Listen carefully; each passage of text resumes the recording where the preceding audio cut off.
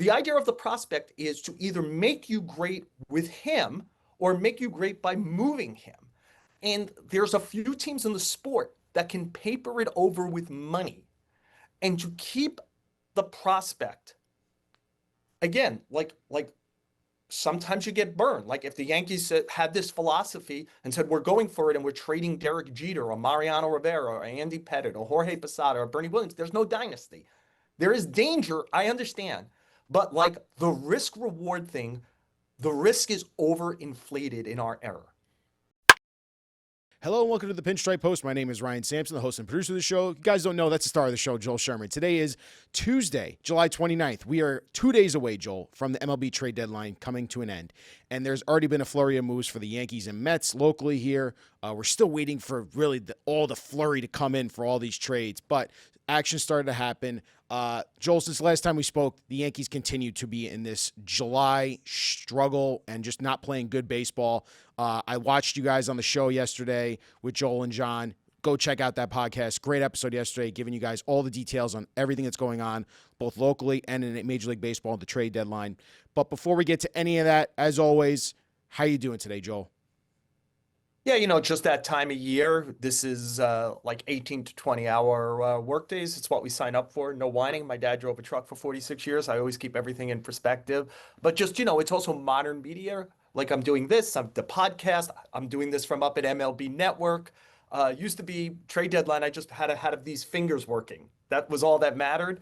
And the brain, hopefully. Now it's a lot of different things. So it's a push and pull, but I have a lot of friends who are talented who aren't working. So I always keep everything in perspective. And it's always interesting. This is an interesting time of year. See how everyone plays this market, including our two New York teams, and for the purposes of this webcast, how the Yankees go about things.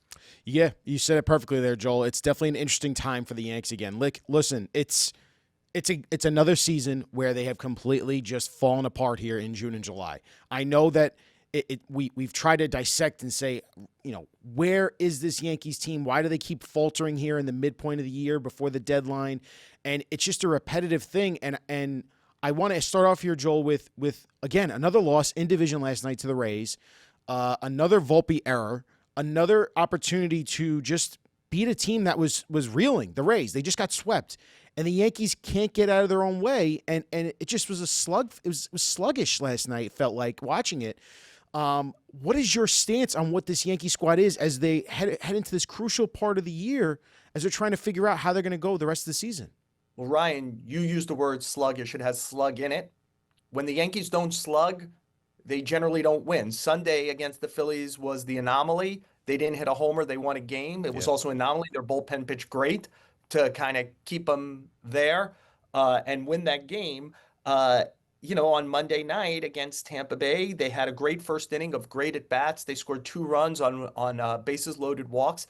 And then their offense went dead when certainly their young starter needed more offensive backing, Schlittler. They didn't get it. They're operating on this very thin margin more than ever without Judge in the lineup to be able to save them. And look, they don't look like a very good baseball team right now. I don't think that's going to stop them from trying to add to this team. If I was trying to make the most encouraging analogy, just because I'm old enough to have lived through a variety of different kind of Yankee seasons. In 1994, the Yankees were the best team in the American League. And the strike hit, and the season was canceled. No playoffs, no World Series. But it was a year where the Yankees thought they could win. That offseason, they actually bulked up. They acquired John Wetland and Jack McDowell, who, if younger fans might not know, Jack McDowell had been a Cy Young Award winner with the White Sox, was considered one of the better starters in the sport. Wetland was considered a premier closer at a time where the Montreal Expos, they still existed, were looking to sell all of their expensive players.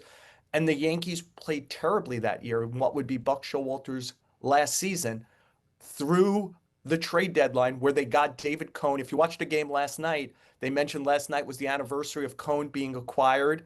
I think it was the 30-year anniversary of it. God, I'm old. And I was there the night that they got him, and David Cone did we should talk about his impromptu press conference sometime, which was great, just great, because David Cone was great to deal with. But they they and initially Cohen always pitched great for them, but even like they were like under 500 and they were still trying to win. And this is what they look like. What they look like right now is what they look like. They were sluggish, and you were like, how's a team with O'Neill and Bernie Williams and Wade Boggs and Don Mattingly? It's so sluggish. And then they had, I think, the second best September in their history and got in by a game. Don Mattingly's only time in the playoffs. Does this Yankee team have a chance to hold on close in this group of, good but not overly impressive, the Seattles, Boston, Texas, if they're not going to get to first place, and just have a run from either August 1st or mid-August or September where they make a sprint and they get in? Uh, like, can you equate 94 to like they didn't get to the World Series because there was no World Series, but like last year they got to the World Series. This year it feels like a malaise. It's hard to double down on this team. I will ask this question. You're a Yankee fan. You Yeah. watch every game. I'm not, but I watch pretty much every Met and Yankee game. The Yankees are above average at getting the ball over the fence. What else are they above average at? Striking out. Right, but I mean positively. Like, are they above average rotation? No. No. Are they above average bullpen? No. No. Are they above average defense? No. No. Are they above average base runners? No. No. Are they above average baseball IQ? No. No. Are they above average hitting for average? No. So they do one thing above average, and maybe they do a bunch of other things slightly above average or near average. And is that good enough in a watered down American League if they kind of continue to fix, like if they ended up with two good relievers and a starter and maybe one more right-hand bat? Now we're talking about adding a lot of personnel to this roster. Can they make it deeper and better to play 580, 600 ball the rest of the way and get in? Look, I think Toronto is a vulnerable first place team. But the Yankees are now a vulnerable what? Second place, third place, fourth place team? Like there's no great team in the division. There's no great team in the American League, especially if the Tigers are this version of the Tigers. So there is a lane still open to them. If Judge gets healthy and they do some good stuff and they play to who they can be, they could go back to the World Series. Or they could keep doing this and miss the playoffs, which would be humiliating for them, considering their pedigree, their payroll, their expectations this year. So to me, there's a wide variance of outcomes still possible for them, and it makes the next 72 hours really fascinating about how deep do they raid their farm system for a team that I think might miss the playoffs or might go to the World Series. Yeah, I mean, I still think back to Joel. I was thinking about it on the train ride in this morning. I was like, what did Joel say to me before the season started? He said, Ryan, this team can either be really, really good and they address their defense and they look good and they play better defense, they play better baseball, their IQ's better, they got smart guys they got on this roster, and their pitching holds up, and they're a really, really good team. Or they could be one of the worst teams in baseball. That's what you said to me. That's what you were like. You're like, I don't know where they're going to fall on that spectrum. Right now, they're one of the worst teams in baseball, and they've been that for over a month and a half now. And there's no other way of putting it, Joel, other than that was with Judge even in the lineup every single day. And you still have one of the worst bullpens. You've had one of the worst defensive metrics in a month. I mean, Joel, to your point what you were just saying now, all they do is slug well. Their pitching and defense in the month of July, 32 home runs in the month of July. It's tied for the most in baseball. 116 runs scored, tied for the most in baseball. Oh, they also have 14 errors, tied for the most in baseball. They don't play baseball well. And that's a poor reflection on what I'm trying to get at here. And I have not been one person who screamed on this show, Joel, saying, fire Aaron Boone, fire Brian Cashman. But I'm at the point right now, I've seen enough from Aaron Boone and company to say this needs a complete overhaul. Because I don't even think if you go into this deadline saying we need to get more players and we're going to address our weaknesses, you have a $300 million payroll that is so flawed and doesn't play baseball well. How is this not a poor reflection on the leadership here? Yeah, well, this has been my mantra since last year, that as the season progresses, they continue to play worse, which is a poor reflection on leadership. Their Pythagorean record is much better than their actual record, which is a poor reflection on leadership. But they played in the World Series last year, and let's not make a final statement until we see it all. Like we'll have plenty of shows to do from October 1st on, because I still think one of the outcomes this year is make the playoffs, get to the World Series. And if that happens, Ryan, you do that, but remember, if you were covering the Tigers every day now, you'd be like, man, this is a really sick patient. If you were covering the Red Sox every day, you'd say, we have all this talent. How come we can't win? I know, and the Astros took a step back too. I know what you're saying. It's a flawed league. Yes. And the question is, can you crawl your way through a flawed division and a flawed league to still do something? It's the Aaron Boone thing. No one likes it, where he says it's still out in front of him. But they do want to take that chance and take that opportunity if it's there. So I would like to not do the final grade on the defending AL champions, who still might be the AL champions this year. But sitting on July, what is it, the 29th? July 29th, yeah. Right? Like, this has been terrible. I wrote a column the other day where the lead to the column was basically like, there's some concern about how Ryan McMahon I was laughing at this one. fits into this group. And I'm like, I don't know, for 6 weeks now, this team has a worse record than the Colorado Rockies, like, who are on a historically bad run.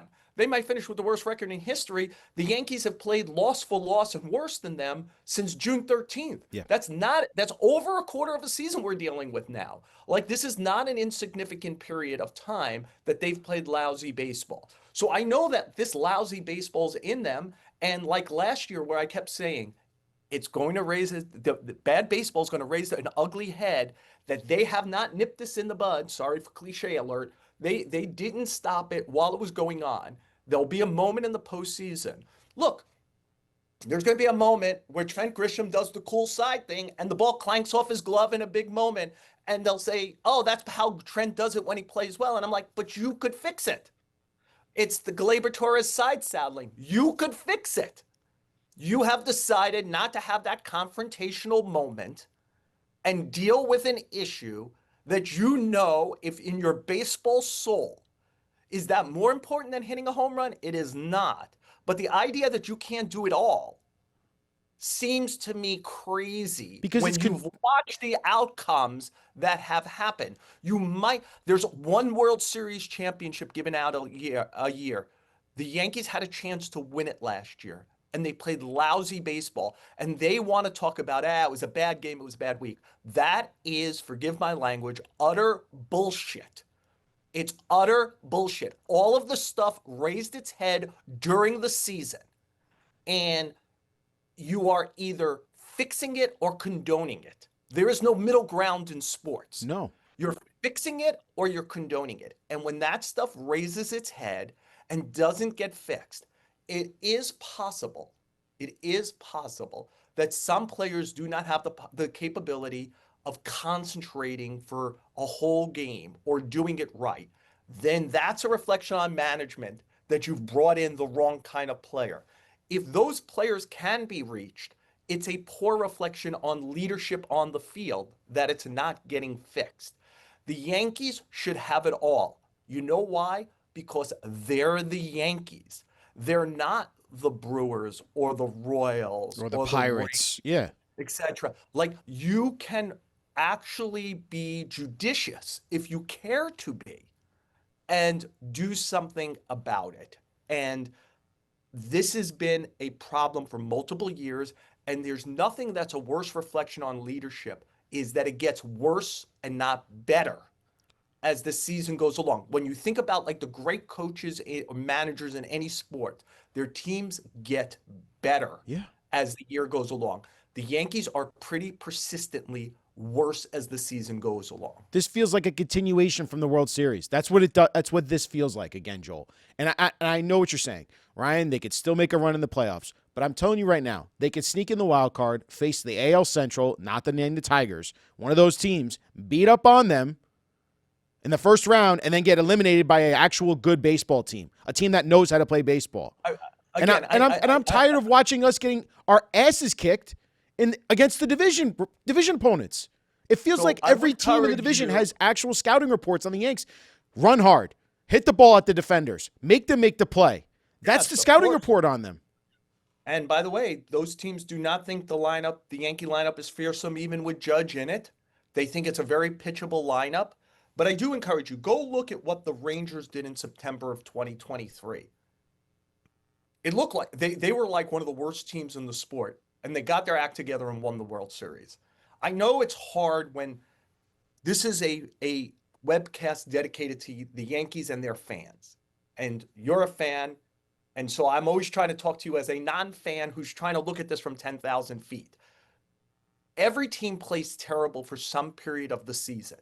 The problem is the Yankees period has gone on way too long. 4 years Like in a it's row. not just 4 years in a you row, know, Joel. They've done this though.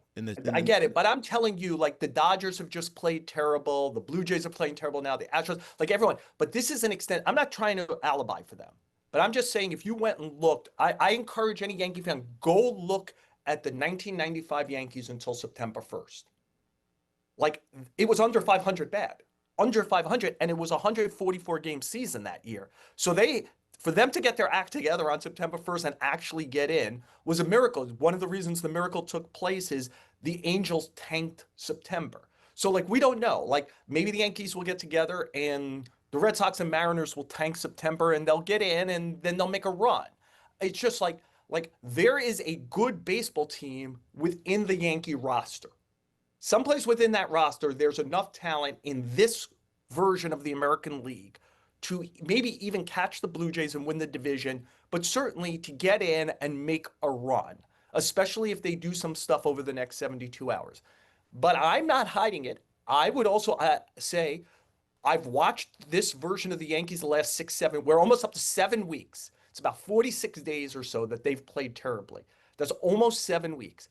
That version, if it continues, does not make the playoffs. Does not make the playoffs.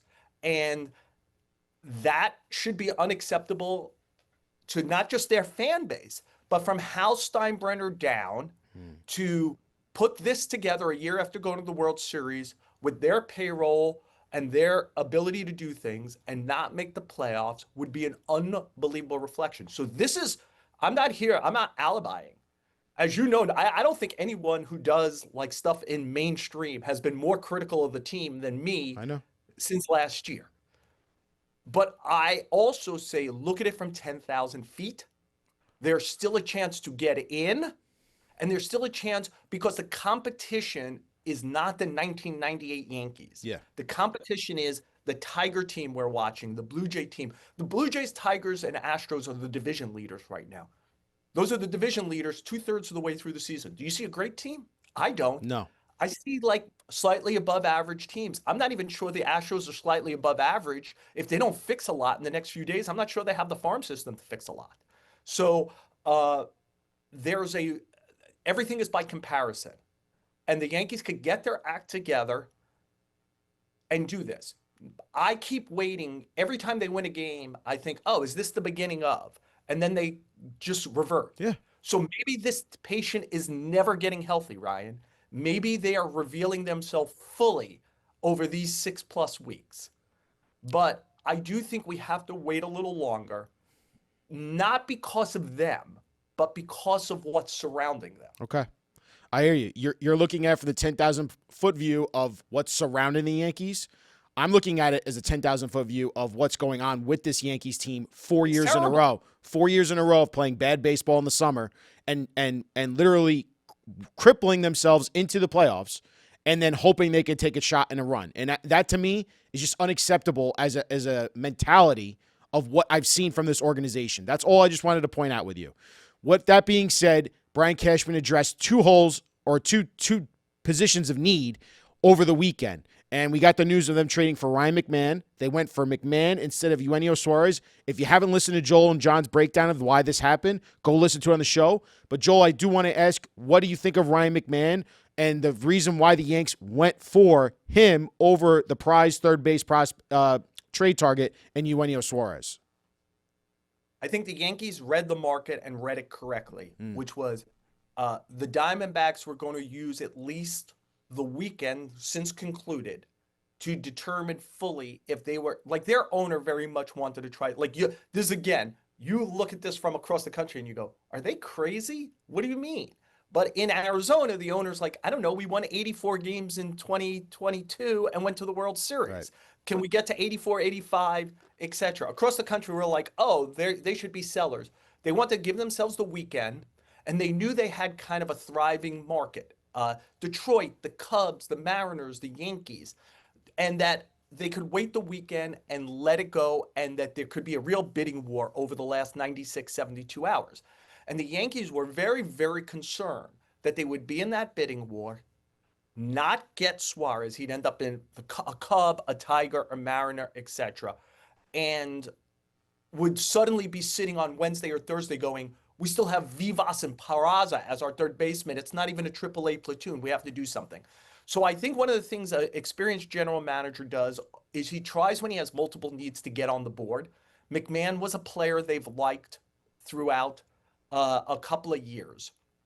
And so they went and got it for something that they felt was tolerable, a couple of lower level pitching prospects. They particularly like Griffin Herring. It's not like they gave up nothing. I think the industry likes him also. Every time I asked about Yankee prospects, they actually tell me keep an eye on him. He's one of their better draft picks from last year. So I don't think they gave up nothing for him. And they want to do it. I'll throw in this little side. Literally over the last 5 days, Suarez played terrible and hit terrible, and he got hit in the hand yesterday, and they say he's okay. And I will say that I think the Diamondbacks were stunned and hurt when the Yankees pulled out of this because I think they believed the Yankees. First of all, I think they believed they matched up with the Yankees. They want pitching prospects, and the Yankees have good pitching prospects in the minors. And so, and at the least, they thought the Yankees' presence would draw everybody else up. So I think that actually, a bunch of things now have hurt the Suarez market, though I still think he gets traded and traded for a good deal, but that hurts it. Who's Ryan McMahon? Again, I'll refer to the column, and I've talked about this in a few places. I think there's about a 1 in 4 chance that he's Scott Brocious.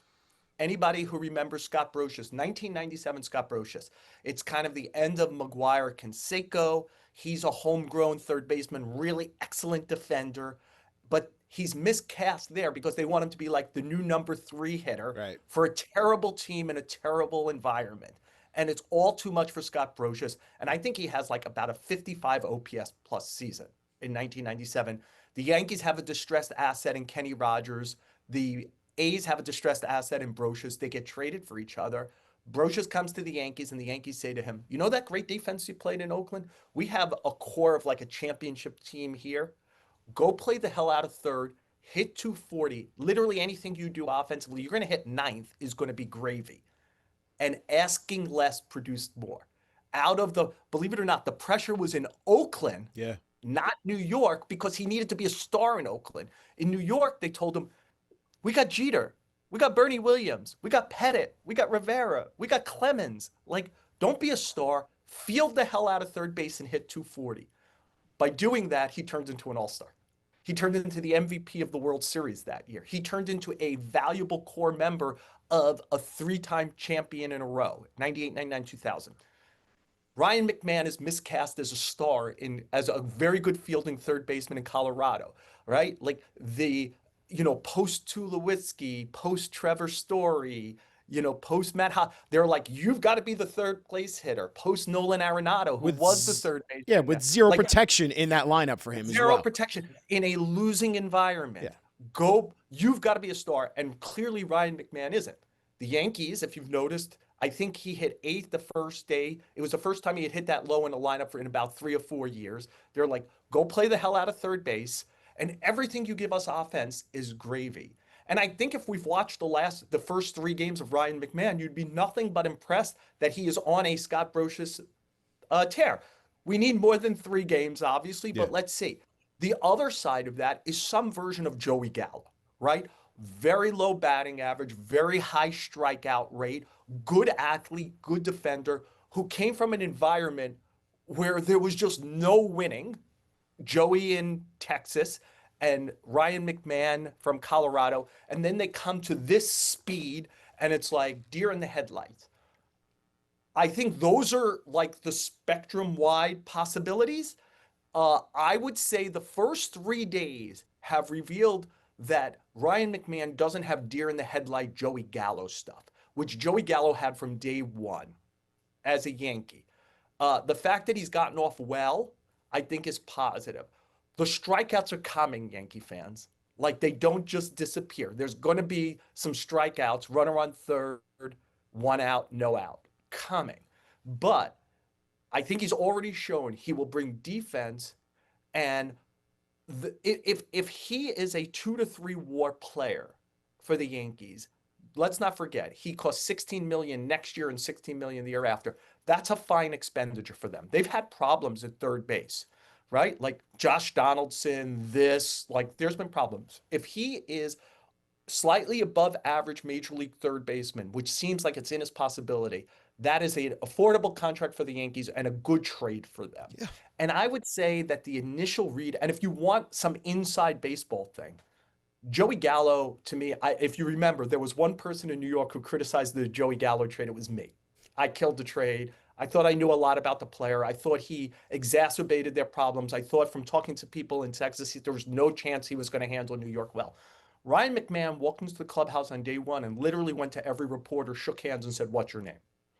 Like he engaged the monster, so to speak.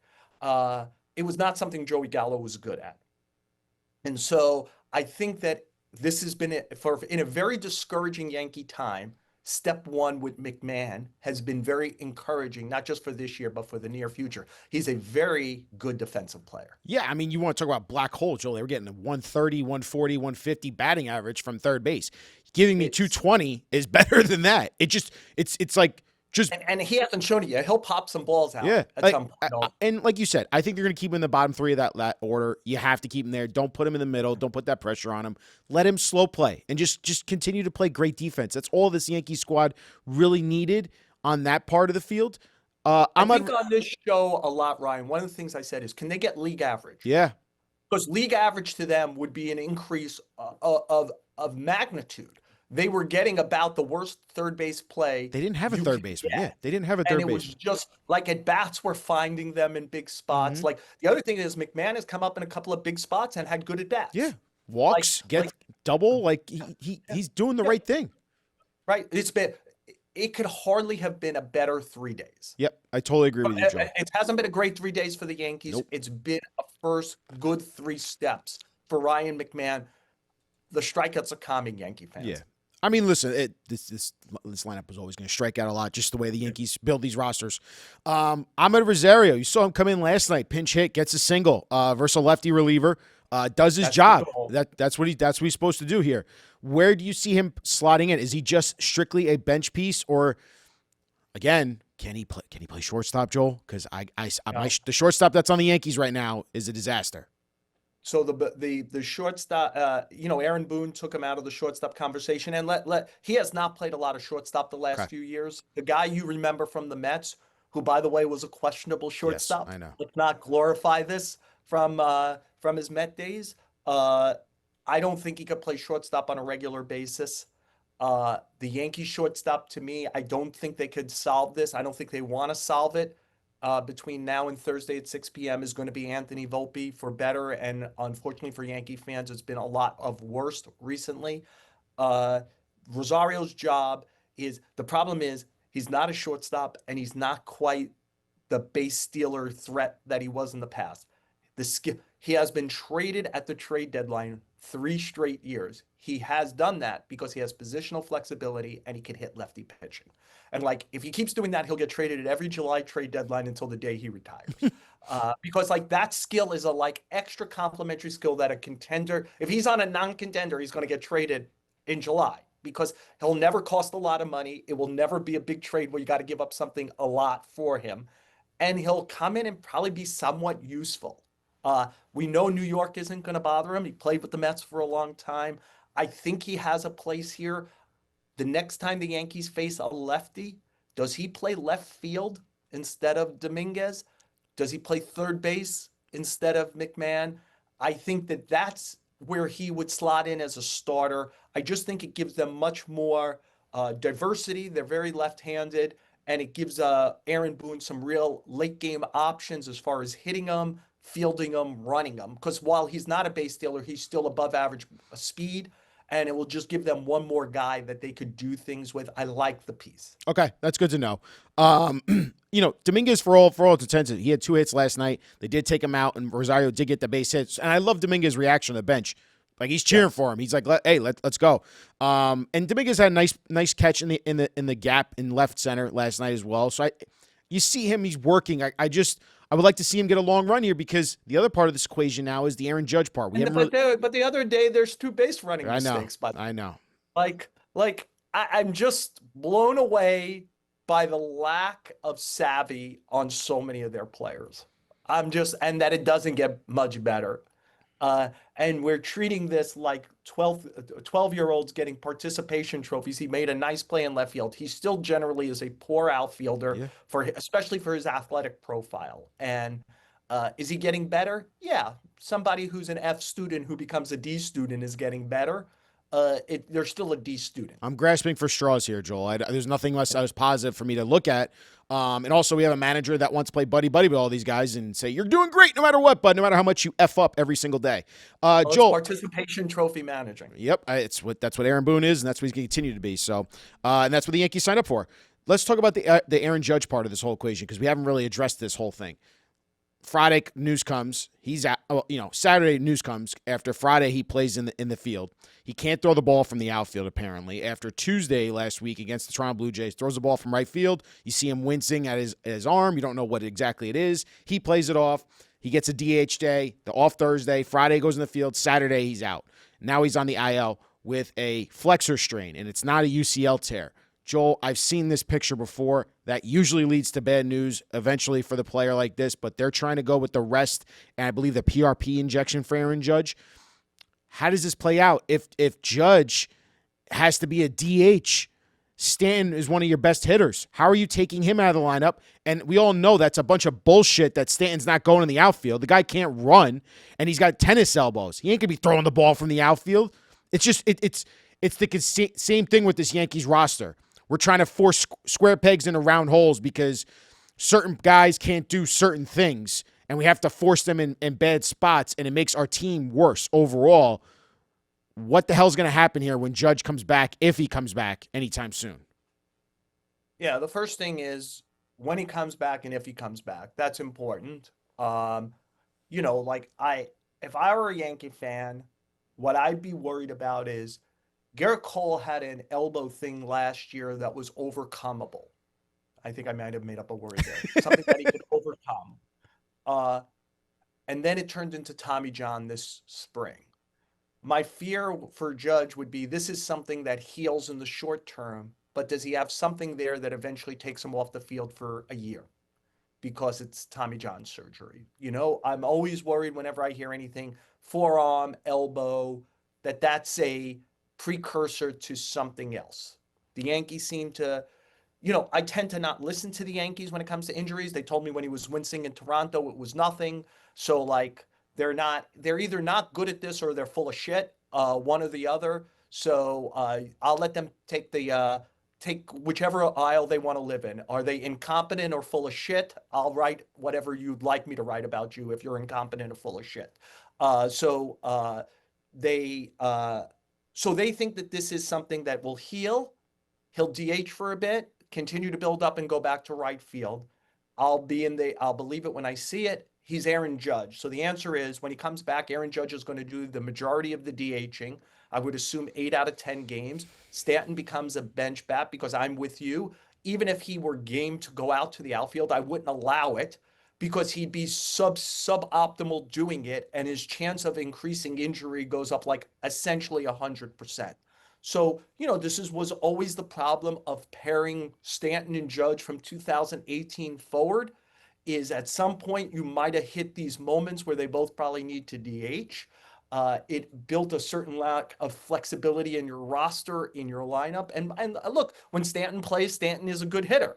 But he doesn't play a lot, and it creates this. And I think on the whole, we'll look back and say it was a very interesting period to have Giancarlo Stanton. He was a great postseason player. He's a great leader teammate. He was completely unafraid of New York. When he played, he was generally productive, and they probably would have been better off not doing Yep. this. Because the money and the roster flexibility could have been used better elsewhere, and now this is where they are.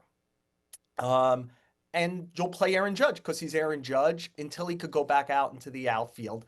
I mean, this is a for them potentially just a short-term issue where Stanton is available for a pinch hit every day, where you have to act like, say you were playing under old National League rules, like, where they went on a 6-game road trip into two National League cities.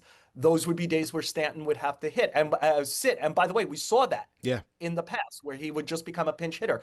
In the greatest Yankee thing, that's what it is, like 5 games of doing that, and then Stanton and then Judge gets back out in the outfield. Again, let's believe it when we see it. I know. Uh, but it's a very scary injury. And one of the things so Stanton, it's really hit Stanton, and it's something to worry about with Judges. Both guys are so big and strong. I do not know if the human body can handle the force and the torque that those guys, I know Stanton's can't. And over the long term, I wonder about Judge. They don't do anything soft.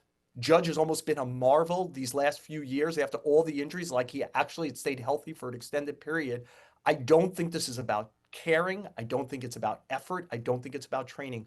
They are so big and strong, and they swing with such force. I'm not sure about their bodies holding up into their 30s. In Stanton's case now, late 30s, Judge mid 30s. I think it's something for the Yankees and their fan base to worry about moving forward. And in the short term, look, Aaron Judge is going to play someplace when he returns because he's Aaron Judge. And in the best case scenario, by about August 10th or 12th, maybe he's back out on the field. It's going to be an interesting time here, Joel, and it's the worst timing for the Yankees, obviously. When you're right, Well, the there's deadline. no good time to lose Aaron No. Judge, but it's almost like I would say, if Garrett Cole was going to blow out, the perfect time to blow out was spring training, Right. so that he just misses this year and then he's available next year. If the Yankees are a bad team right now, if there's a time to blow out, this would be it, because for a hitter, Judge would be available at some point early-ish next year. Right. At least as the DH. Again, that would create some Stanton issue if Trade Stanton's Stanton, healthy. release him. I mean, But, that's what we got to do. but that's life in the big city.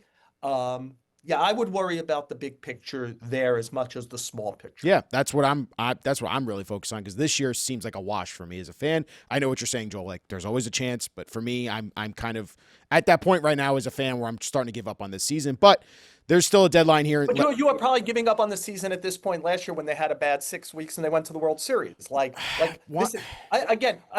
this ends up where it feels like we're at loggerheads. They have been terrible for almost 7 weeks. I think they might. I don't think there's a 0% chance that. I think they're a game and a half up on a playoff spot right now. Like there's probably a 3 in 10 chance that they miss the playoffs. Can you imagine if I had said that on June 1st? No. Like, that would have been impossible. We would have been. They had a chance to have the best record in the league. Now I'm talking about them having a 35% chance of missing the playoffs. I do not like what I'm seeing, but I'm telling you, most of the teams that get to the World Series, there is a period of time during the season where their fan base believes they're watching garbage. It's a long season, and you could fall out of love with your team really quickly. There is every reason in the world to fall out of love with this team, especially because they're repeating problems from previous seasons. Yep. But in all of those previous seasons but one, they found a way into the playoffs. And in the last season where they had all these problems, they got to the World Series. And I also think that's not a 0% chance that it happens again. I don't like, but I don't want that to be confused with everything's going to be okay with the Yankees. They have real endemic problems. I'd go back to what I said before. The Yankees do one thing exceedingly well. They hit a ball over the fence. What else do they do well? Nothing. Well, it's hard to have sustained periods of excellence if you only do one thing at a well above average level. I'd be remiss if we don't finish up with Joel's notebook quickly on the trade deadline. Joel, the Yankees, how many pitchers are we getting here? How many relievers are the Yankees going to be trying to target here before the deadline?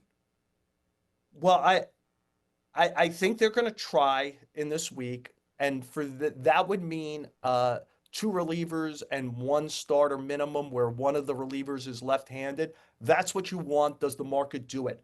Look, I think there's going to be secondary starters available who might not cost a lot.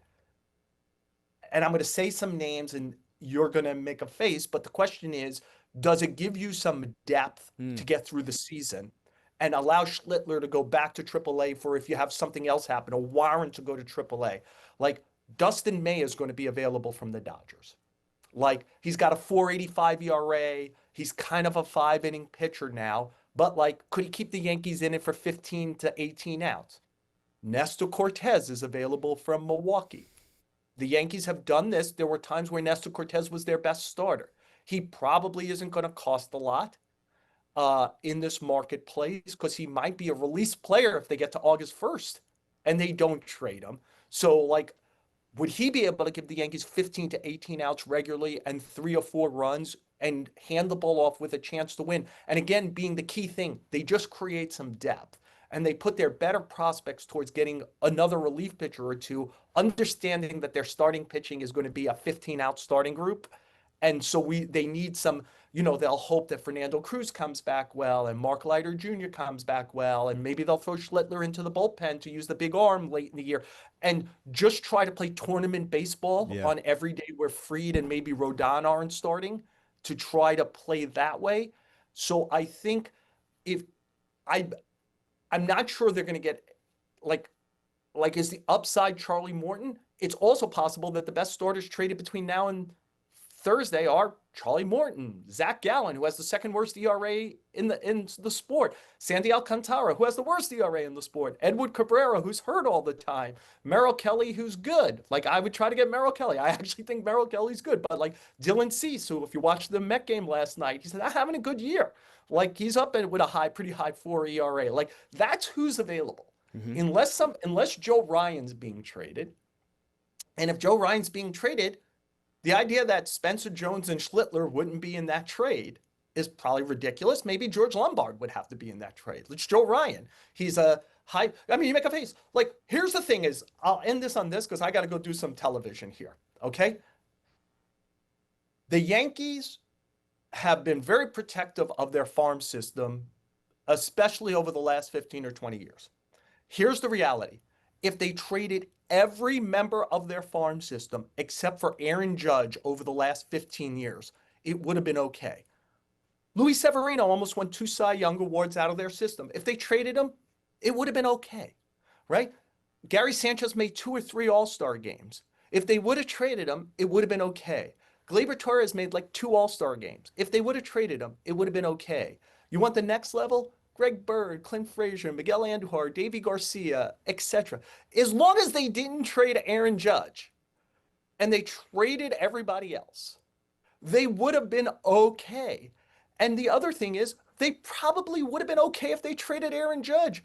The Mets traded Pete Crow Armstrong. They might win the World Series this year, right? The Dodgers traded Yordan Alvarez and O'Neal Cruz for nothing. They've won 2 World Series since then. You know what good team? You know how many World Series Aaron Judge has won? None. Like, you could win without him. I'm not saying they should have. Now, you're making a face like, obviously, they shouldn't have traded him. I'm pointing out that everything is survivable. I got you. And more important, as long as they didn't trade him, every guy who I heard at the time, oh, you can't trade that guy. Like, and it's always people who've never seen that guy play is telling me you can't trade that guy. Like, I don't know, like Spencer Jones's upside is probably Adam Dunn with defense. Yeah. By the way, that's a well above average player who probably plays in 2.5 to 3.5 All-Star games if we're playing some FanDuel stuff, right? But there's also a chance he's Russell Branyan. There's also a chance he's Joey Gallo.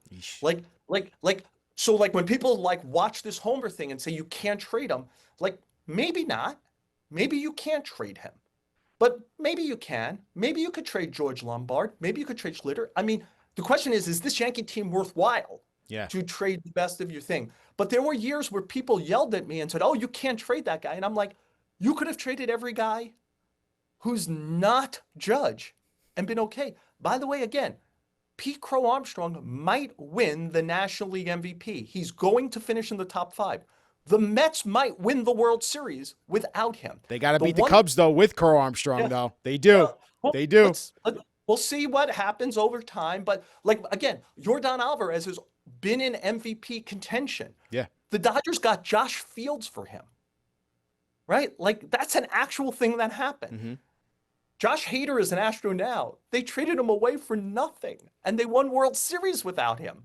Like I just this the building up of prospect value has been crazy over the last 15 or 20 years. Everyone's looking for inefficiency. That's the inefficiency. Guys like AJ Preller, Alex Anthopoulos, Dave Dombrowski, who are willing to trade their prospects and go for it, have much better outcomes to me than the guys who over hoard it. Like figure out the one guy in your system you won't trade and everyone else is available. Amen. Figure out the two guys in your system. Because here's the thing about the Mets and the Yankees also, and I think this is particularly true about the Mets now under Steve Cohen. Whoever they like a minor league phenom for the Brewers, the Royals, the Rays, etc. They have to come to the major leagues and be average and more likely above average Right. for $800,000 100%. so that the team could function. The Mets and the Yankees can trade a prospect, and let's say it's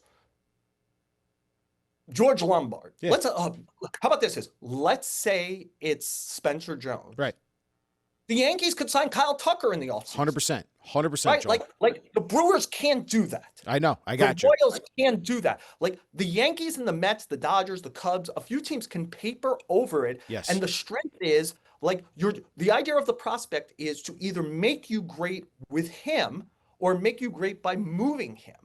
And there's a few teams in the sport that can paper it over with money. And to keep the prospect, again, like sometimes you get burned. Like if the Yankees had this philosophy and said, we're going for it and we're trading Derek Jeter or Mariano Rivera or Andy Pettitte or Jorge Posada or Bernie Williams, there's no dynasty. There is danger, I understand. But like the risk reward thing, the risk is overinflated in our era. The risk is overinflated. Major League Baseball is very, very difficult. And it's very hard to be good at it.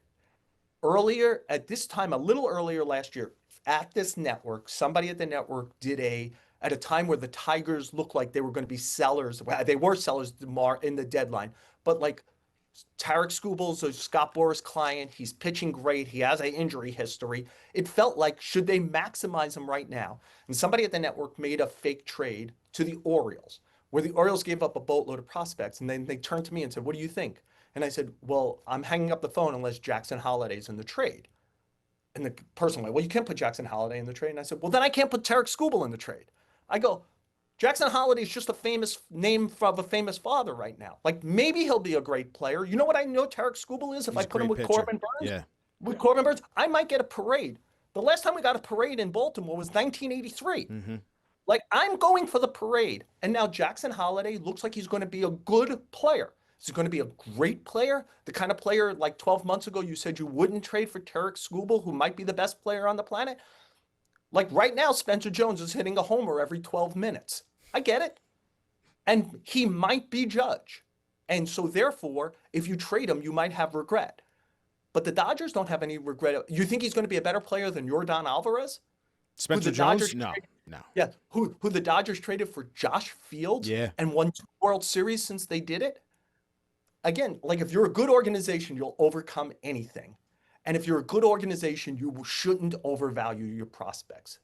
What's to be cherished is trying to win in the major leagues. Joel Sherman, well said. Looking forward to your coverage through the next 72 hours here at the MLB Trade Deadline. Go watch it on MLB Network. Go watch the show on the New York Post Sports YouTube channel. Joel, you're the man. We look forward to talking to you next time, man. Okay. All the best, Ryan.